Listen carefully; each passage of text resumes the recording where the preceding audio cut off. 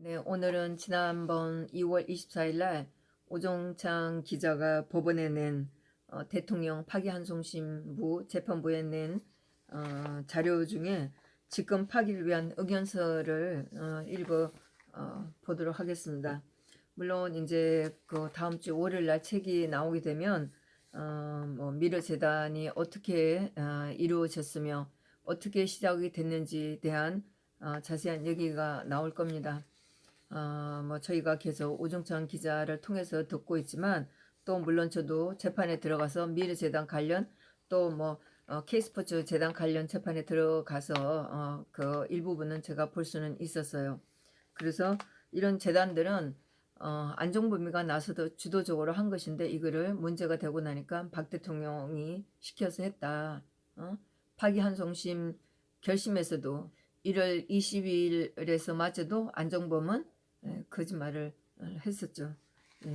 그래서 직권 파기를 위한 의견서 사건 번호 2019노 1962 여기에 이제 제출인으로 해서 오정찬 기자 이름을 넣고 또 법리적으로 이 책이나 이 의견서를 감수한 변호사의 이름도 있습니다. 뭐 저한테는 뭐 땡땡으로 하긴 했는데 법원에는 아마 이름을 알려 주었겠죠. 그래서 위 사건에 관하여 제출인은 다음과 같은 직권 파기를 위한 의견서를 제출합니다. 다음 의견서 제출 경위 가 제출인들은 30만 페이지에 이르는 대통령 재판 기록, 즉 사건 관련자들의 검찰 조서와 법정 녹취록 등을 나름대로 종합적으로 검토하고 전 월간 조선 편집위원이었던 오종찬 기자가 이 사건과 관련하여 직접 취재한 내용을 근거로 이와 같은 의견서를 작성하게 되었습니다.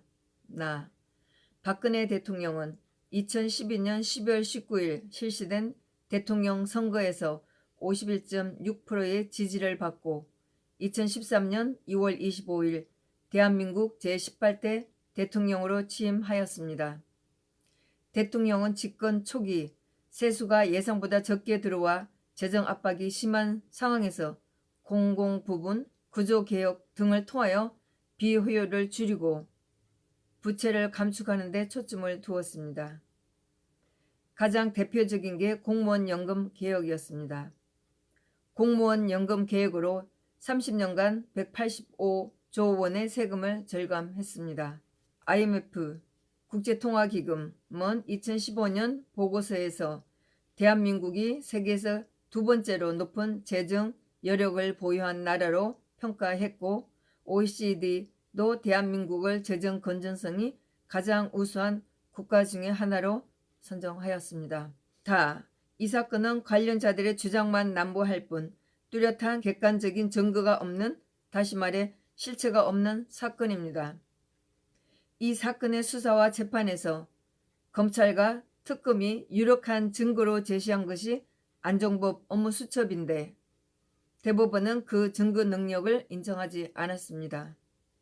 그리고 그 수첩의 작성 과정과 제출 경위 등에 대한 관심 부족과 편향된 여론 속에서 수사 및 재판 절차가 진행된 탓에 그 기재 내용의 신빙성 여부는 제대로 따지지 않은 상태에서 대통령에 대한 부정적인 인식을 우리 사회에 확신하게 하는 역할을 하였습니다. 저도 법원에 들어가서 왜 검찰이 이런 자료를 내놓지 않을까. 그리고 제가 오정찬 기자하고 방송을 할 때도 물어봤어요. 검찰은 자기네들한테 불리한 자료를 내놓지 않아도 된다. 이런 불공평한 재판이 어디 있어요. 그러면 뭐 변호사는 자료도 없이 검찰이 주장한 대로 그대로 받아들일 수가 있나요? 그래서 제가 그 정경심 재판이나 그 블랙리스트 재판에 들어가서 보는 게 중요하다고 생각하는 이유가 이거예요. 네? 물론 뭐 제가 정경심이나 한경부 그 김연경 환경부 장관에 대한 재판은 들어가지는 않는데 검찰이 사실 뭐 이 재판에서 보면 검찰이 일방적으로 그 좌파 성향을 가지고 있는 뭐 좌파라고 할 수 있겠죠. 그 판사한테 당하고 있는 그 판사한테 당하고 있는 상태예요. 네, 그래서 검사들이 자료를 안 내놓는다기보다 검사들이 뭔가 좀 자료를 덜 구비하지 않았나, 판사가 무시할 정도로 그렇게 어떤 조사를 허술하게 하지 않았나, 이런 느낌까지 제가 받으면서 그런 재판을 봤었죠. 그러니까 검찰들이 자기네가 불리하면 자료를 안 내놔도 된다고 하는데, 정경심이나 김은경에서는 자료가 도리어 미흡하지 않았나, 이런 느낌을 받는 거예요. 그런데 정경심 재판이나 그 환경부 블랙리스트 관련 김은경 장관의 재판을 하고 있는 그 송인건이는 아마 남부법원으로 갔다고 하니까 3월 27일부터 정경심 재판에서 어떤 판사가 와서 하는지는 굉장히 관심 있는 재판이 될 거죠.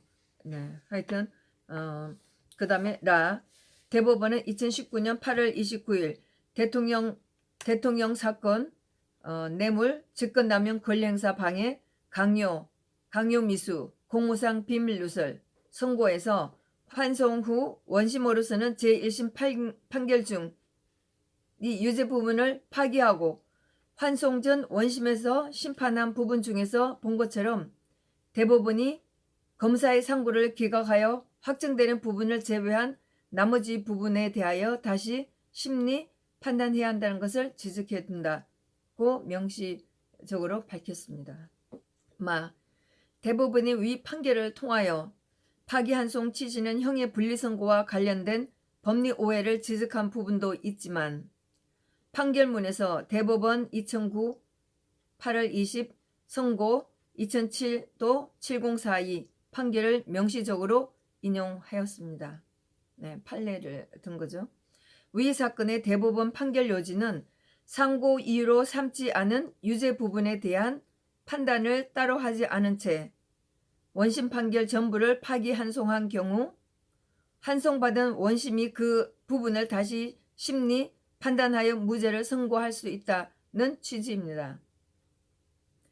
현 대법원 구성의 이념적 편향성에 대한 논란이나 전원합의체 판결에서 다수 의견과 소수 의견이 갈린 쟁점에 대한 역사적 평가는 차치하더라도 대법원 판결의 골자는 파기환송 후에 공판 절차에서 밝혀진 실체적 진실에 의거하여 무죄 판결을 선고하는 게 법리적으로 가능하다는 것을 명시적으로 밝히고 있다는 점입니다. 그 후 대법원은 2019년 11월 28일 대통령과 관련된 국가정보원 특수활동비 사건에서 검사의 상고 이유 중 일부를 받아들여 이 사건을 서울고등법원으로 파기환송하였고, 2019년 11월 28일은 대통령의 특별활동비 여기에 대해서 즉 파기환송을 했던 거였었죠. 이에 따라 대통령과 관련된 두 사건이 모두 병합되어 파기환송심이 진행되었습니다. 그래서 박 대통령 사건은 뇌물건으로 기소된 사건 번호하고 국정원에서 받은 특별활동비 관련 재판하고 두 개가 같이 병합돼서 지금 재판을 하고 있는 거죠. 제출인들은 이 두 사건이 병합되어 진행되면서 나름 실체적 진실에 대한 진실이 있을 거라고 기대하였지만 2020년 1월 15일에 열린 파기환송심 1차 공판기일 진행 과정을 보고 그 기대를 접어야만 했습니다. 네, 저도 정말 파기환송심에 가서 아주 치열하게 싸워볼 거라고 생각을 했는데 완전히 쇼만 하고 끝나는 것에 대해서 너무너무 실망을 했죠. 그러나 2020년 1월 30일로 예정된 결심 공판기일 전날에 김기춘 실장이 관련된 직권남용 권리행사 방해 사건에 대해 대법원 전원합의체가 파기환송 결정을 내리는 바람에 대통령 사건의 파기환송심도 속행이 되었고 2020년 3월 25일 4시 10분에 기일이 새롭게 지정되었습니다. 검찰이 골치가 아플 거예요. 대통령이 직권남용 권리행사 방해에 대해서 그전과 비교해서 뭐가 달라졌고 달라졌으면 어떤 프로세스에서 했는지 밝히라고 하니까 검찰들이 아마 지금 머리를 찌끈찌끈 싸매고 준비하고 있을 겁니다. 대통령이 지금 현재 구치소에서 수감 중에 있습니다. 역대 대통령 중에서 가장 긴 기간 동안 영우의 몸으로 지내시고 계십니다. 대통령에 대한 모든 범죄 혐의를 다 합한 것이 역대 대통령 중 가장 중하다고 생각하는 국민이 얼마나 되겠습니까? 이제 국민들도 알아요. 대통령이 죄가 없다는 거 다 알고 있어요. 그러니까 판사님은 똑바로 정신 차리셔야 돼요. 제출인들은 대통령이 하루라도 빨리 구속 상태에서 풀려나기를 염원하는 국민들 중에 한 사람입니다. 그리고 박근혜 대통령이 재직 시 행한 정책이 우리나라 대한민국을 위한 올바른 길이었고 거짓, 선동, 여론과 교활한 정치권, 비겁한 제도권에 의하여 불법으로 탄핵된 것이 역사적 진실이라고 믿는 국민들입니다. 대통령을 현재 구속하고 있는 사건은 공직선거법 위반입니다. 검사의 항소로 진행된 이 사건은 상고기간 도래로 인하여 2018년 11월 28일 형이 확정되었습니다. 네, 항소심 선고가 2018년 11월 21일 날 있었었죠. 그러므로 위 사건은 그때부터 형 집행이 가능했음에도 불구하고 그러니까 2018년 11월 28일 형이 확정되었으니까 바로 이 형의 집행이 시작이 되었다고 보는데 이걸 그대로 하지 않고 2019년 4월 16일 구속 만기 2년이 됐을 때 이날부터 이 공천 개입권에 대해서 형을 집행한다고 이렇게 얘기를 했었죠. 검찰은 형 집행 정지를 하지 않고 있다가 제2구속영장이 실효된 2019년 4월 17일 0시에 대통령을 석방하지 않고 뒤늦게 위 사건에 대하여 형 집행을 시작하였습니다. 2019년 4월 16일 저희가 서청대 가서 밤을 새면서 대통령을 석방하라고 했었죠. 혹시라도 0시에 대통령을 풀어줄까 하고 밤새 집회를 했었죠. 그리고 제가 그날 16일 날 서청대 집회가 5시에 있을 때 가기 전에 국회의원들한테 한 50명이 넘게 전화를 했었어요. 그중에서 16명이 전화가 통화가 됐는데 너무나 한심한 그런 내용이어서 제가 그 당시에 사실 그날 전화를 하고 나서 5시에 서청대로 갔었고 더 이상 국회의원들한테 전화를 해보질 못했었어요. 그래서 물론 저도 그날 16일날 밤을 새고 17일날 아침에 우리가 집회를 하고 그러고 와서 제가 그 전화한 내용을 유튜브로 올렸었어요. 네. 그때 제 모습이 밤을 새고 와서 화장도 안 한 상태에서 굉장히 얼굴도 좀 부은 데다가 정말 꼴이 많이 아니었었죠. 하여튼 그날 제 얼굴에서도 그날 얼마나 우리가 힘들게 그 날을 지내왔는지 생생하게 보여줄 수 있는 좀 초라한 얼굴이었습니다. 2020년 현재 울산시장 공직선거 개입과 관련하여 현 정권과 검찰은 추악한 공방전을 벌이고 있습니다. 하나하나 드러나고 있는 위선의 민낯을 확인하면서 박근혜 대통령이 재직할 당시 우리 사회의 모습과 가치적 지향점을 기준으로 현재 우리 사회가 어느 방향으로 가고 있는지 한번 둘러보시기 바랍니다. 제가 계속 요즘에 뭐 대통령 메시지니 뭐니 해서 제가 말씀드리고 있는데 2018년 5월 10일 날 오전 재판에는 누구라는 분이 증인으로 나왔었고 오후에 그날도 제가 2시에 바로 들어가지 못하고 2시 10분에 들어간 걸로 제 메모에 있더라고요. 그때 현기환 수석이 증인으로 나왔었고 김재원 수석이 증인으로 나왔었어요. 예. 그래서 공천 개입을 제가 재판을 들으면서 김무성이가 지가 억울하다고 대통령을 고소했다면 제가 이해가 되겠어요. 그런데 당의 대표가 자기하고 같이 일을 할 수 있는 마음이 맞을 수 있는 사람들을 많이 국회의원들로 가고 하는 게 좋은 거지. 그거를 공천 개입했다고 해서 2년형을 때린 것에 대해서 절대로 인정할 수가 없었어요. 재판에서 볼 때도 너무나 기가 막힌 일이었었어요. 제가 그날도 엄청 화가 나 있으면서 재판을 봤었어요. 그리고 현기환 수석이 나와서 하는 증언은 검사들이 물었을 때 어느 하나도 대통령 시켜서 했다 이런 말은 한마디도 없었어요. 대통령한테 가끔 보고를 했다 이 정도였었지. 대통령이 공천위원회도 있었는데 거기에 대통령이 이렇게 하라 저렇게 해라 말한 적이 없었다고요. 자, 지금 이 시대를 후손들은 어떻게 평가하겠습니까? 감사함과 은혜를 모르는 오만과 이기적 탐욕으로 황금알을 낳는 거위의 배를 갈라 잔치를 벌이는 시대라고 평가하지 않을까요? 본 의견서는 어쩌면 제도적으로 마지막 재판이 될 수도 있는 파기환송심 재판부를 향해 시작부터 잘못된 이 사건의 역사적 진실을 외쳐보고자 제출하는 것입니다. 작년 대법원에서 재판이 끝났을 때 사실 그 내용이 이게 대통령한테 좋은 건지 안 좋은 건지 파기환송심이라는 건 알겠는데 그 판사들이 읽어 내려간 유무죄 부분에 대해서 제가 도저히 이해를 못하겠다는 거였어요. 근데 뭐 대법원에서는 전체적으로 전부 다 파기환송심을 하면서 전부 다 항소심에 가서 다시 이 사건을 심대하라 이렇게 했기 때문에 어떤 게 유죄고 어떤 게 무죄였나 무죄된 부분은 빼고 유죄를 하라고 했는데 이걸 제가 못 알아들은 거예요. 그래서 어리버리하면서 재판이 끝나고 나서 제가 정말 소리를 못 질렀는데 지나고 나서 생각하면 제가 그 당시에 법원에서 박 대통령 탄핵 무효라고 헌법 84조를 위반하고 한 탄핵은 무효라고 막 소리도 치고 싶었고 물론 뭐 나중에 후회를 생각한 거지만 그때 내가 왜 이런 얘기를 못했을까 대법관들한테 최소한 왜 이런 얘기를 내가 못했을까 최소한 국민들이 이걸 못 받아들인다는 국민들이 있다는 것을 내가 왜 판사들 때 못했을까 이런 후회가 몇 달 동안 제가 들었었어요. 뭐 며칠 동안 정말 힘들 정도로 이런 얘기가 있었는데 뭐 대법원이 또 다시 대통령에 대한 대법원 판결을 한다면 물론 파기환송심에서 검사들이 상고를 할 경우에는 대법원에서 또 판단을 하겠죠. 선고를 하겠죠. 그랬을 때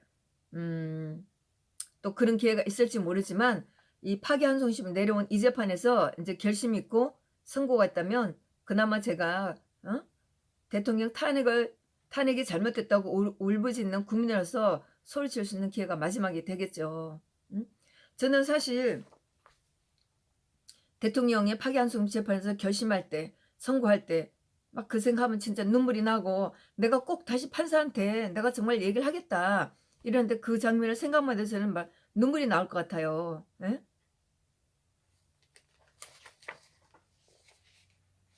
그러는데 정말 재판을 쫓아다니면서 이렇게 가슴 졸이는 이런 사람들의 생각은 안중에도 없고 대통령의 무슨 메시지를 받는다는 둥 대통령하고 계약을 맺어서 책을 낸다는 둥 이런 사람들 생각하면 정말 너무 어처구니가 없어요.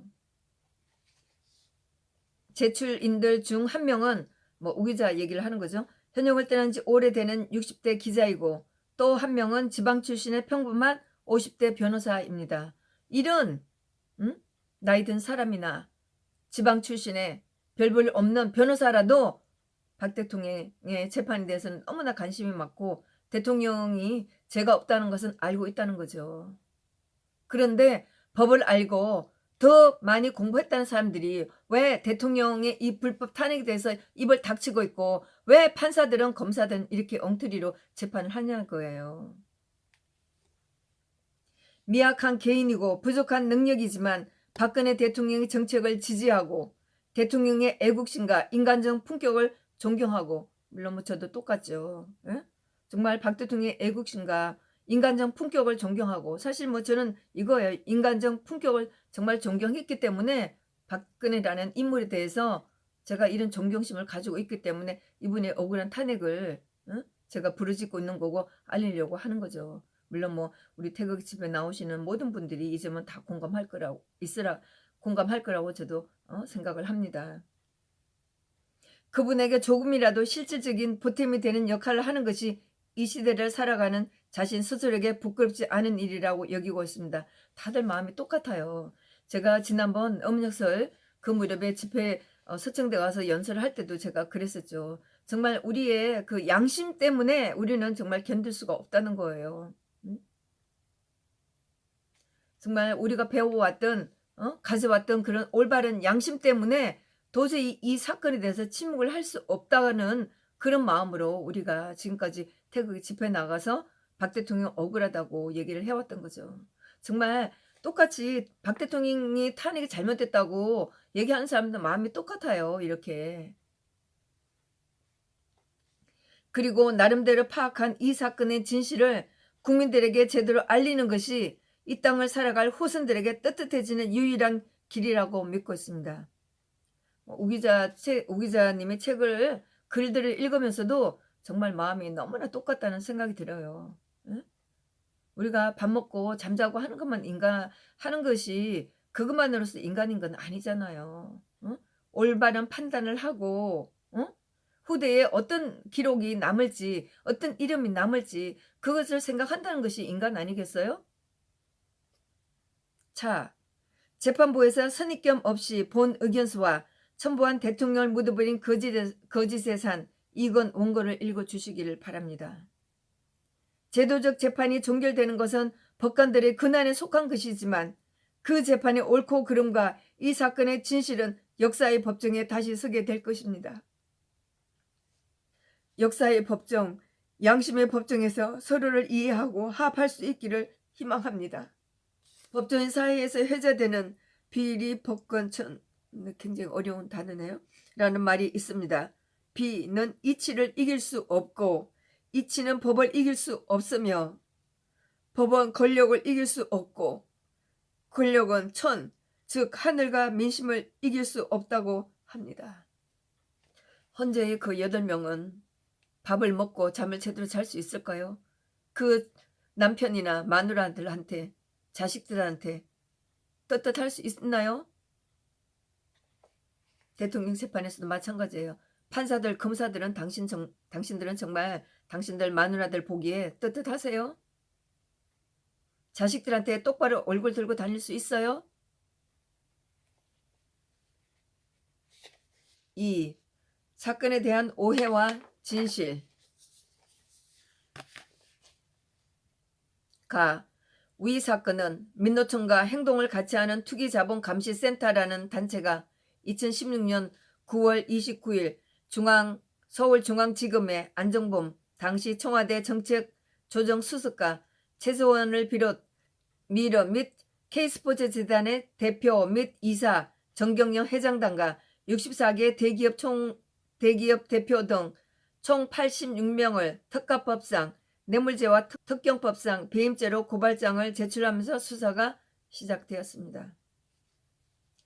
고발인은 고발장에서 대한민국을 대표하는 중견기업의 회장과 대표들이 대통령에게 866억 원의 뇌물을 제공하였고 대통령은 그 대가로 일명 원샷법, 기업활력 제고를 위한 특별법 등을 통과시켜 국민들에게 피해를 주었다고 주장했으나 검찰 수사 결과 사실이 아닌 것으로 확인되었습니다. 사실 이런 거 기업활력 제고를 위한 특별법 이런 거 대통령이 그렇게 하고 싶어 했었는데 야당이 제대로 통과시켜 주었었나요? 검찰은 미르재단과 K스포츠재단은 대통령과 최승원이 공모하여 재단 설립과 이사진 인선에 개입하였다고 주장했고 법원은 사실관계를 외면하거나 묵살하였습니다. 그 구체적인 증거들을 제시해 보겠습니다. 1. 검찰 특별수사본부는 2016년 11월 20 최서원, 안정범, 정호성 3명을 일괄 기소하면서 공소사실 맨 앞에 굵은 고딕체로 대통령 최서원, 대통령 안정범, 대통령의 공모 범행이라는 제목을 붙였으나 제목을 뒷받침하는 내용이 하나도 없습니다. 재판장에서도 검찰들이 전부 다 이 모양이었어요.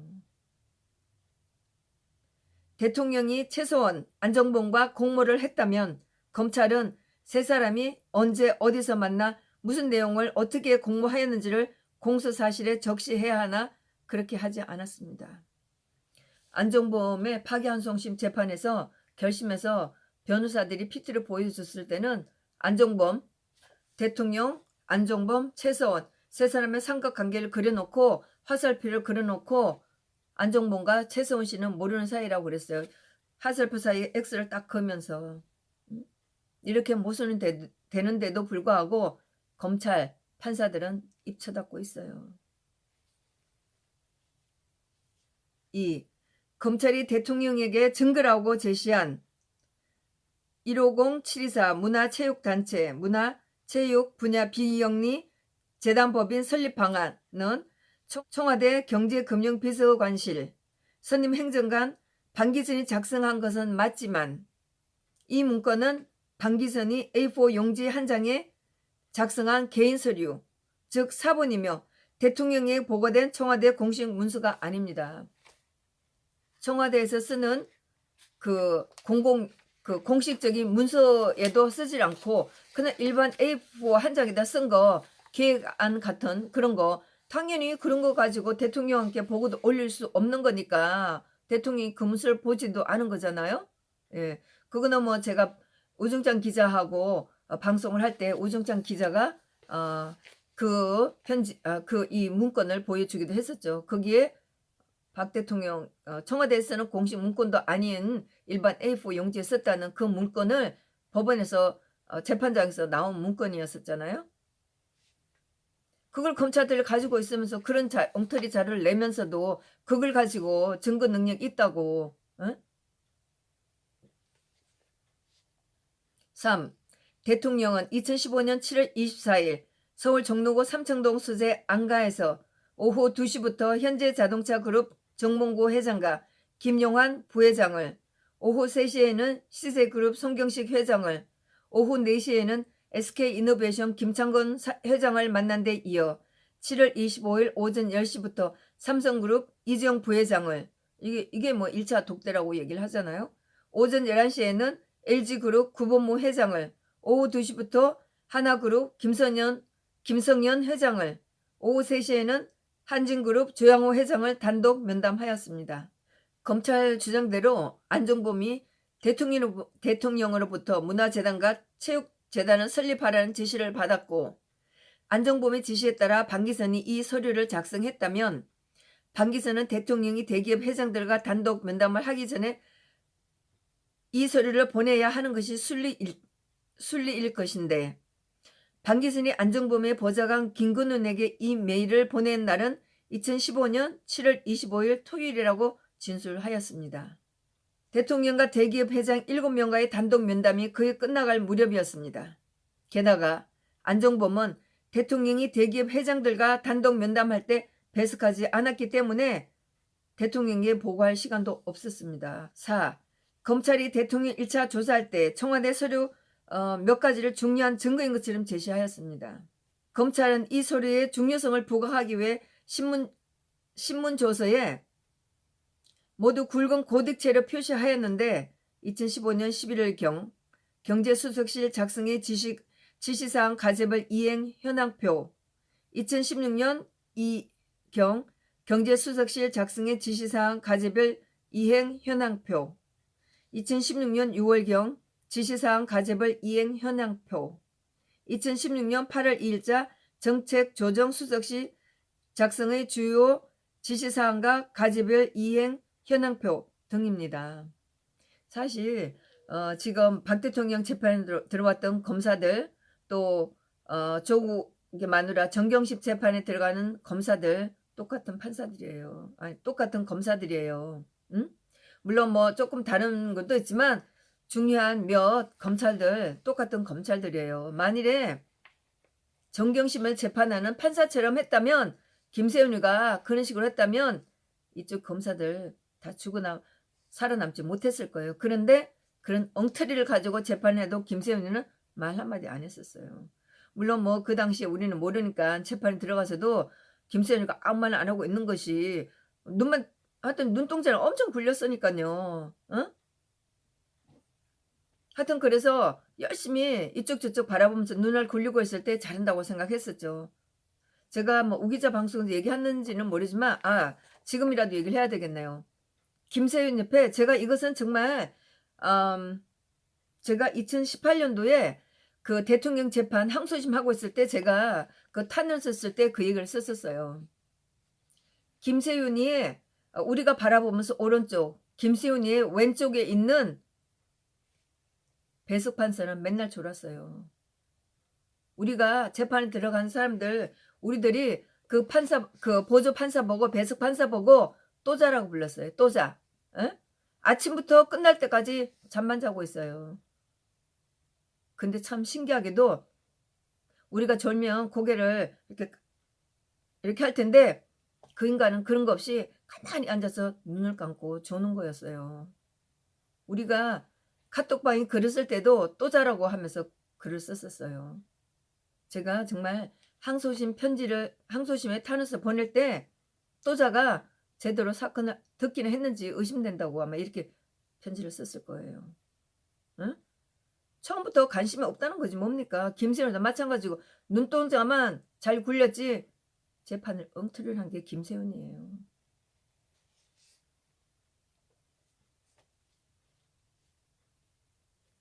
검찰이 정말 정경심 재판에서처럼 판사가 정경심 재판을 맡고 있는 송인건처럼 검사들을 두들겨 팼다면 대통령 재판 이렇게 엉터리로 안 나갔을 거예요.